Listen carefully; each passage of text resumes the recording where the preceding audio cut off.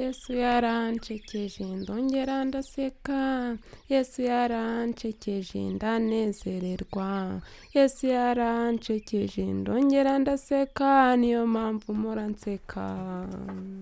Ngewe nitwa Nyirandagijimana, My name amazina is yanjye Nyirandagijimana Nyirandagijimana Denise, Denise, and I work at Sorwathe here in Rukiri as a tea plucker.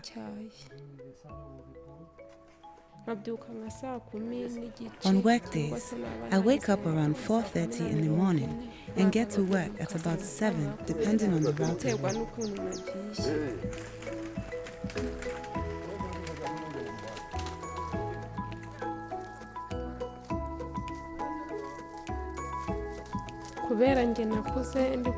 Because I grew up watching tea sustain us, I decided to work to earn a living.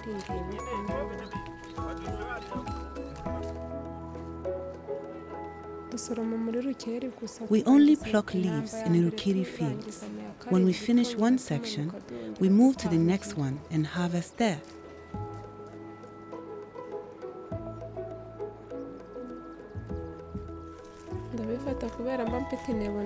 I only pick the best leaves to put in my basket. Once it's full, I fill another basket.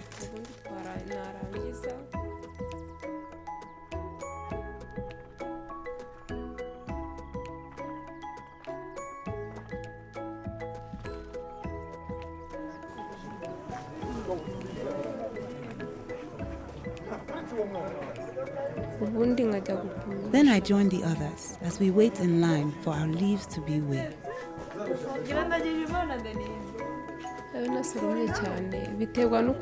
On a good day, I harvest 10 kilograms, and on a normal day, I harvest about 3 to 5 kilograms.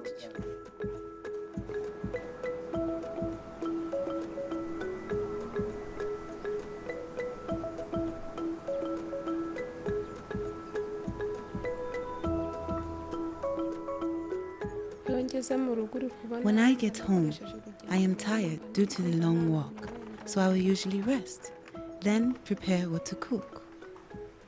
We enjoy cooking sweet potatoes and Irish potatoes together. I live with my husband and our 2 children. One is 9 years old and the other one is 3.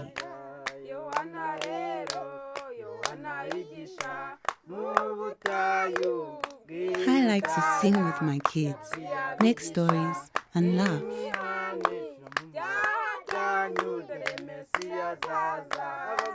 I like my job, and I'm always open to more opportunities.